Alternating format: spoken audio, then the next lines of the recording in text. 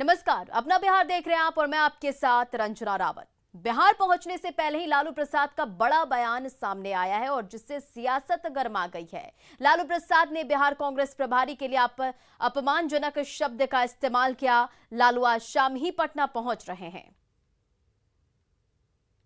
कांग्रेस के नेता ये लगा रहे कि आरजेडी का गठबंधन हो गया है पर्दे के पीछे बीजेपी से, ये एलिगेशन लगा है।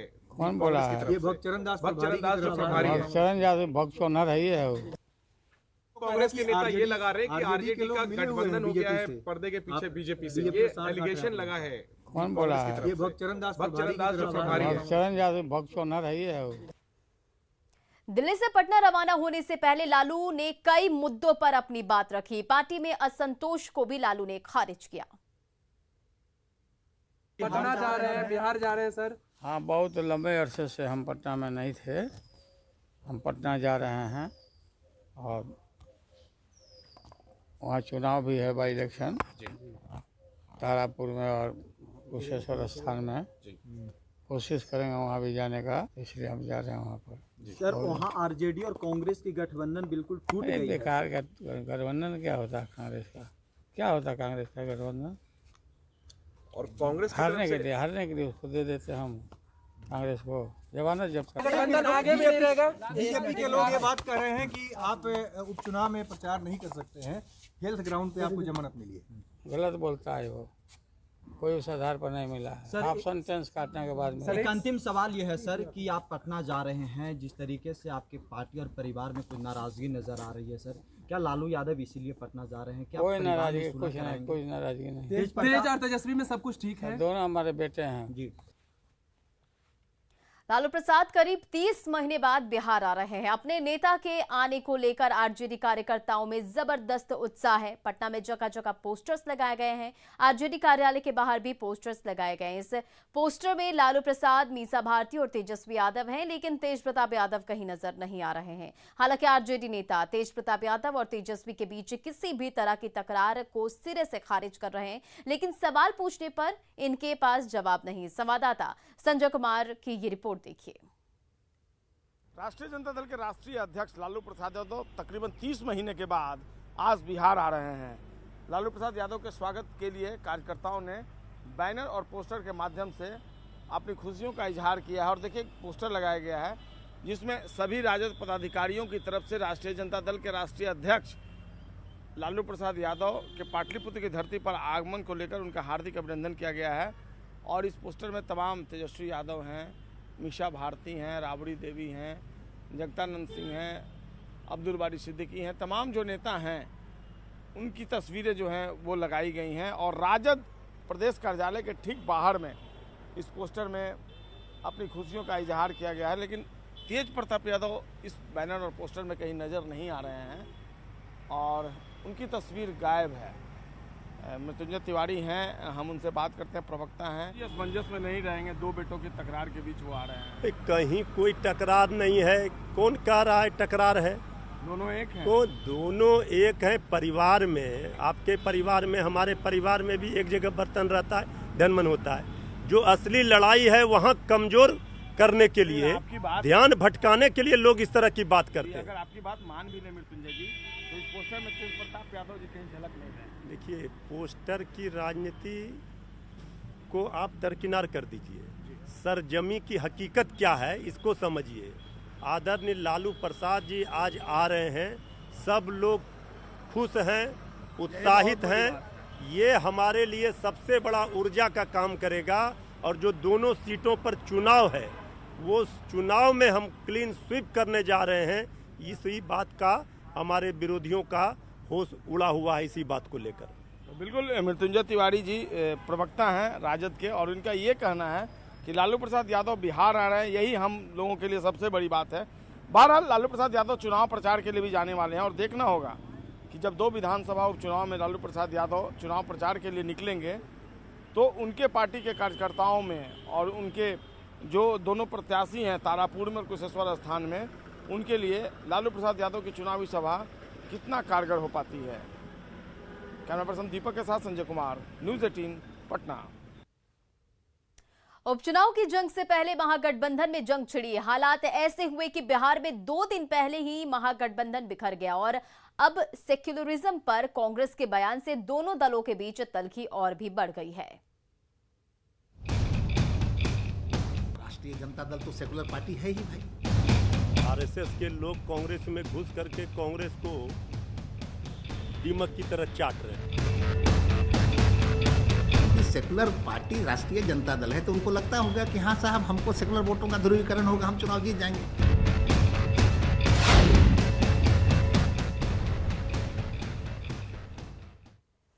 कांग्रेस के पूर्व प्रदेश अध्यक्ष अनिल शर्मा ने आरजेडी के सेक्युलरिज्म पर सवाल खड़ा किया है। कांग्रेस नेता अनिल शर्मा ने पूछा कि भागलपुर दंगे के आरोपी को बचाने के लिए क्या आरजेडी को सेक्युलर कहा जाए। वहीं अनिल शर्मा ने यह भी कहा कि आरजेडी से ज्यादा सेक्युलर जेडीयू है।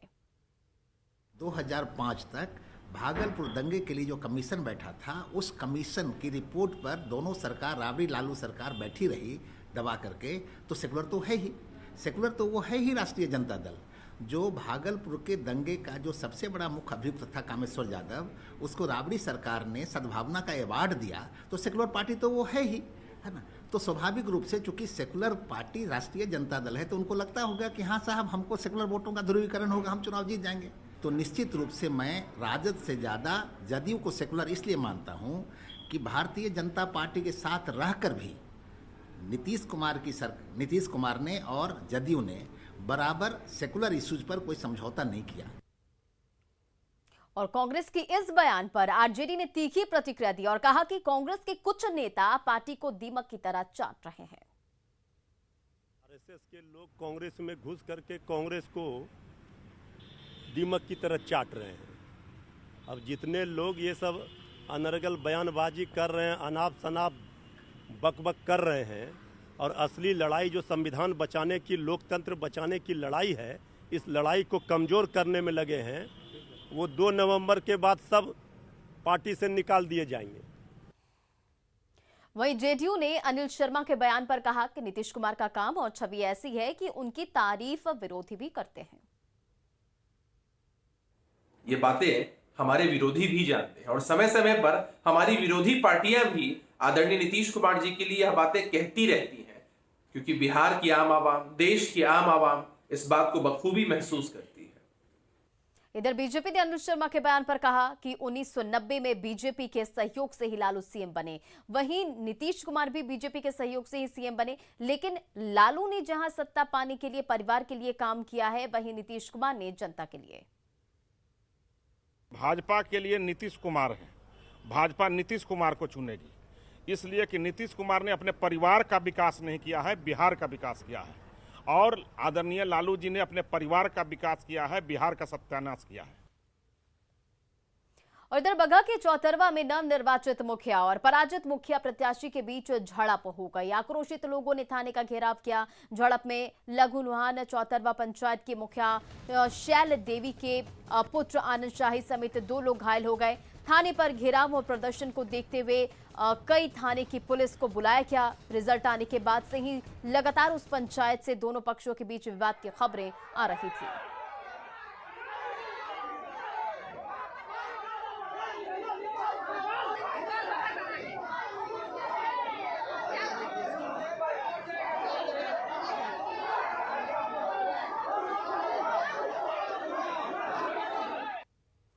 समस्तीपुर के रोसड़ा हसनपुर प्रखंड में बूथ नंबर 145 पर एक पोलिंग एजेंट के पास से मोबाइल फोन बरामद हुआ, जिसे जब्त कर लिया गया। समस्तीपुर के एसपी ने बताया कि बाकी जगहों पर मतदान शांतिपूर्ण तरीके से चल रहा है और 5 लोगों को हिरासत में लिया गया है। पंचायत चुनाव को लेकर के मतदान की प्रक्रिया चल रही है और खुद समस्तीपुर के पुलिस अधीक्षक मानवजीत सिंह ढिल्लो यहां पर पहुंचे हैं रोसड़ा के ढट्ठा गांव में। सर, क्या कुछ अभी तक जानकारी है, कोई कार्रवाई भी की गई? हाँ, जैसे कि आप जानते हैं कि आज 5वें चरण का चुनाव चल रहा है हसनपुर प्रखंड में, रोसड़ा प्रखंड में। हम लोग सभी लगातार भ्रमणशील हैं। अभी तक कोई मेजर डिस्टर्बेंस या शिकायत की हमको प्राप्त नहीं हुई है, लेकिन जहाँ जहाँ पे भी जैसे निषेधाज्ञा के लोग अनुपालन नहीं कर रहे थे या फिर अभिकर्ता बिना ऑथराइजेशन के बैठे थे, तो कुल 5 लोगों को अभी तक हम लोगों ने प्रिवेंटिव डिटेंशन में लिया है, उनको थाना में भेजा हुआ है और जहाँ जहाँ से भी कोई शिकायत प्राप्त हो रही है तो वहाँ पे जो हम लोगों के सेक्टर पार्टीज़ है, QRT पार्टीज़ हैं, वहाँ पे जाके उनके सहयोग के लिए हम लोग पहुँचा रहे हैं कंट्रोल रूम से। बहुत बहुत धन्यवाद। तो लगातार खुद पुलिस अधीक्षक मानवजीत सिंह ढिल्लों के द्वारा यहाँ निगरानी की जा रही है और जो जानकारी दी गई है अब तक 5 लोगों को जो अनधिकृत रूप से मतदान केंद्र या उसके बाहर घूम रहे थे उनको डिटेन किया गया और उन्हें थाना में भेजा गया। और ये मतदान के दौरान खूबसूरत तस्वीर समस्तीपुर के रोसड़ा प्रखंड के ढट्ठा गांव का है, जहां पर आधी आबादी की भागीदारी की बात करें तो ज़बरदस्त उत्साह यहां मतदाताओं में देखने को मिल रही है। और इस जगह पर लगातार सुबह से इसी तरह की भीड़ मतदाताओं की देखने को मिल रही है। Mukesh Kumar, news 18 network, Samastipur. और इधर छपरा के नक्सल प्रभावित तरैया में भी मतदान हो रहा है, जहां मतदान केंद्रों पर बड़ी संख्या में महिलाएं लाइन में लगकर मतदान कर रही हैं। सरैया के पोखरा में मतदान केंद्र संख्या 4 का जायजा लिया हमारे संवाददाता संतोष ने। छपरा में तरैया के 186 मतदान केंद्रों पर मतदान जारी है और हम अभी खड़े हैं पोखरेड़ा गांव में। आप देख सकते हैं कि यहाँ मतदान के लिए बड़ी संख्या में महिलाएं पहुंची हुई है। सुबह से ही ये लोग लाइन में लगी हुई है। क्या दिक्कत है जो वोट देने बनी है? धूप लग रहा है। धूप लग रहा है, कोई व्यवस्था नहीं है ना, कोई व्यवस्था नहीं है। क्या हुआ चाहते नहीं अभी का चाहते हैं, समय ना गिरा के चाहिए वो लोग के। धूप में हम ठहरा होता, गर्मी आ जाई। अच्छा। और कुछ वोटरों से हम बात करते हैं। चाची क्या नाम पड़ी रहो? शारदा देवी। वोट देवे बनी, का सोच के वोट देवे बनी? वोट दे आइल बनी, ठेवना में दर्द बठारा नहीं की भइल जा, लेकिन ओकरा बाद भी वोट देवे खातिर आइल बनी ना? आइल बनी। का सोचत नहीं, मैंने कहा वोट देला से का फायदा बा? कुछ फायदा बा? अच्छा तो फायदा तो जरूर होइले होई तभी न दे आइल बनी। माने विकास होई गांव के कुल होई ना। जो वोट दे मुखिया के जिताएम तो विकास करब ना, होगी ना। हां। क्या नाम पड़ी रहो? कुछ और लोग हैं हमारे साथ, वोटर्स बात करते हैं। आपका क्या नाम पड़ेगा? जी, अनीता देवी। क्या सोच करके वोट देने आई हैं आप? यही सोचकर कि कोई भी आदमी जीते, सही जीते और इस गांव के लिए सही विकास करे। क्या क्या विकास चाहती हैं, क्या कमी देखती हैं? मैं तो इस गांव की रहने वाली नहीं हूँ, फिर भी मेरा नाम है तो मैं आई हूँ देने में। जी, तो कहने की बात यह है कि जो भी जीते सही आदमी जीते और सही काम करके दिखाए। इतने सारे प्रत्याशी खड़े हैं, उसमें क्या गुण देखना चाहती हैं, मतलब क्या होना चाहिए? अभी तो हम कुछ नहीं कहेंगे, अभी वो जीतेगा और वो अपना दिखाएगा तभी हम कहेंगे कि हाँ यही गुण चाहते थे। क्या नाम बताइए? श्रीमती अनीता देवी। धूप है, काफी दिक्कत हो रही है? जी हाँ, दिक्कत हो रही है। दिक्कत हो रही है जी, दिक्कत हो रही है। तो धूप के क्या करेंगे हम लोग? बिल्कुल धूप आप देख सकते हैं। फिर हम दिखाना चाहेंगे कि बड़ी संख्या में महिलाएं यहाँ घर से निकल करके आई हैं, सुबह से ही मतदान करने के लिए आई है।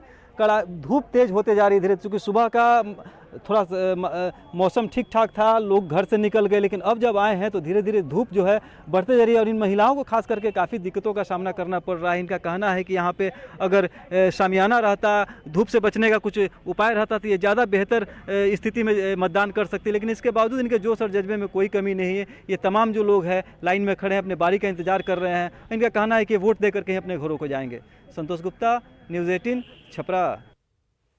और इधर अररिया में बाढ़ के बीच मतदान की प्रक्रिया जारी है। तस्वीरें आप अभी देखिए, बेलवा पंचायत के बूथ नंबर 226 की ये तस्वीरें आप देख रहे हैं, जहां परमान नदी का पानी इस मतदान केंद्र तक पहुंच गया है, जिसके कारण मतदाताओं को भारी परेशानियों का सामना करना पड़ रहा है। अररिया के बूथ नंबर 262 का जायजा लिया संवाददाता सतीश कुमार ने।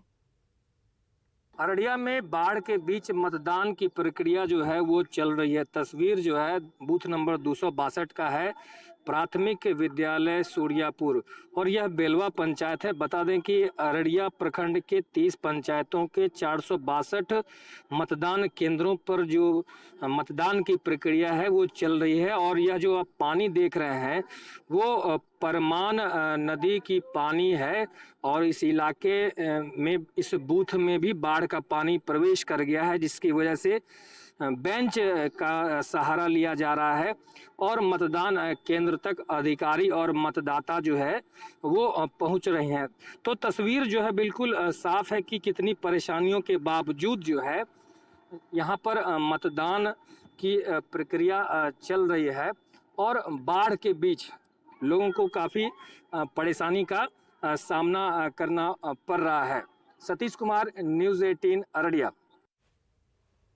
और लखीसराय में नक्सलियों के चंगुल में अपहृत दीपक का अब तक कोई सुराग नहीं मिल पाया है। इधर दीपक के परिजन अनहोनी की आशंका से डरे हुए हैं। बता दें कि कल देर शाम 50 की संख्या में महिला पुरुष नक्सलियों ने दीपक को उसके घर से ही अपहरण कर अपने साथ ले गए। दीपक के पिता के माने तो जिस वक्त ये घटना हुई उस वक्त वो घर पर मौजूद नहीं थे और इधर जवाबी कार्रवाई में पुलिस ने एक नक्सली को ढेर कर दिया है।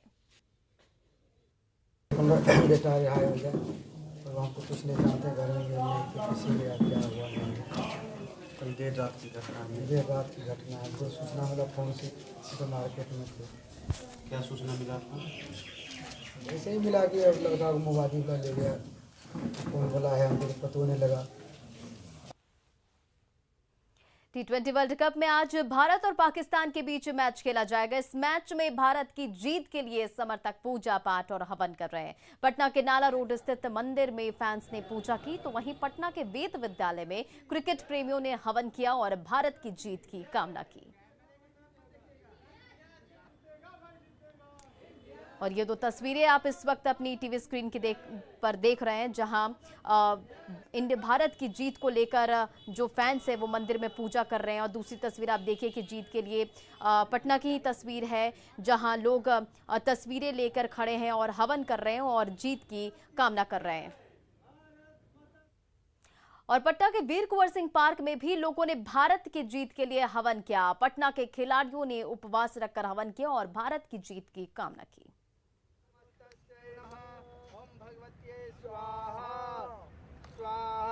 सर्वभूतेषु बुद्धिरूपेण संस्थिता नमस्तस्यै ओम भगवत्यै।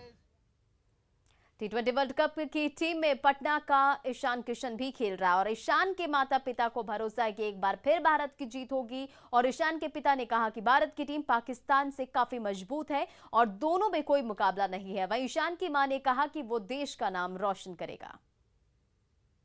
पाकिस्तान से बहुत आगे हैं, कोई कंपटीशन ही नहीं है पाकिस्तान से, इसलिए मैच तो जस्ट एक मेरे हिसाब से जस्ट एक फॉर्मेलिटी है और मैच हम लोग जीतने जा रहे हैं, इसलिए इसमें बहुत ज़्यादा धड़कन मेरी बढ़ नहीं रही है। सेलेक्टर्स हैं जो सीनियर प्लेयर हैं, उन लोगों ने ईशान को बहुत सपोर्ट किया, बहुत कुछ सिखाया और ईशान आज इस मुकाम पे पहुंचा है। और बस अब यही मिन्नतें हैं भगवान से कि जहां वो पहुंचा है मेहनत करता जाए और अपनी टीम को जीत दिलाने। दीपावली में मोमबत्तियों की खासी डिमांड होती है। कुटीर उद्योग के तहत इसका निर्माण होता है। कटिहार में भी मोमबत्ती उद्योग से कई लोग जुड़े हैं। इस मौसम में इनकी बिक्री बढ़ जाती है। हालांकि कुटीर उद्योग संचालकों का कहना है कि अगर सरकारी मदद मिल जाए तो और बेहतर स्थिति हो सकती है। देखिए संवाददाता सुब्रत की ये रिपोर्ट। जगमग रोशनी का त्यौहार दीपावली अब दस्तक देने वाला है। इसके साथ महापर्व छठ का भी लेकर बिहार भर में तैयारी है। एक बाजार इससे जुड़ा हुआ बड़ा बाजार होता है, वो बाजार मोमबत्ती का होता है। और कटिहार के एक मोमबत्ती फैक्ट्री में आप देख सकते हैं किस तरह से मोमबत्ती बनाने का काम चल रहा है। लगातार लोग जुटे हुए हैं, मोमबत्ती बनाने का काम चल रहा है और ये मोमबत्ती सालों भर बनता है। दीपावली और छठ के मौके पर इसका एक बड़ा बाजार मिलता है जिससे रोजगार सृजन भी हो रहा है। आइए इस फैक्ट्री के जो मालिक हैं उनसे बात करते हैं। संजय जी, लंबे दिनों से मोमबत्ती फैक्ट्री कितना साल भर काम चलता है, कैसे काम चलता है कि दीपावली छठ में सिर्फ काम? ये दीपावली छठ के लिए ही तैयारी होता है, पर थोड़ा थोड़ा करके जनवरी से ही बनाना पड़ता है और वो जो भी तैयार हुआ और अलग अलग साइज का होता है, सब जनवरी से ही थोड़ा थोड़ा करके सब साइज का तैयार होता है और ये दीपावली छठ में आके बिक जाता है। अभी तक तो मुझे सरकारी मदद नहीं मिला है, अगर सरकारी मदद मुझे मिले तो काम को और थोड़ा बढ़ा के भी हम लोग कर सकते हैं और बड़ा और आदमी लाए हम और काम चले। तो घर के नजदीक काम मिलने से अच्छा लगता है, बाहर जाने से बेकार है। सुब्रत, न्यूज़ 18 कटिहार। और कामयाबी की कोई कहानी एक दिन में मुकम्मल नहीं होती, लेकिन ईमानदारी, लगन और सच्चा संघर्ष हो तो सफलता की कहानी एक दिन पूरी जरूर होती है। देश में श्वेत क्रांति यानी कि दूध क्रांति लाने वाले अमूल का सफर गुजरात के सिर्फ 2 गांवों से शुरू हुआ था। 75 साल का हो चुका अमूल भी पूरे देश के साथ आजादी के अमृत महोत्सव की खुशियां मना रहा है। आइए आपको रूबरू कराते अमूल की सफलता के सुनहरे इतिहास से।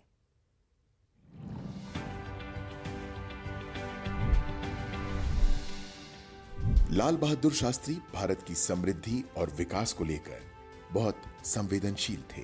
खेड़ा में 1964 में पशु आहार केंद्र के उद्घाटन पर अमूल मॉडल को देश भर में लागू करने का विचार उनके मन में आया।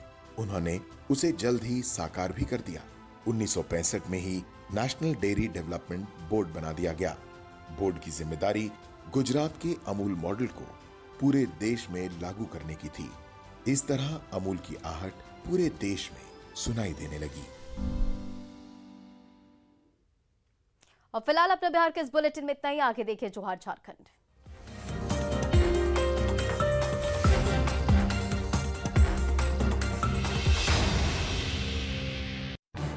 इस न्यूज हेडलाइंस के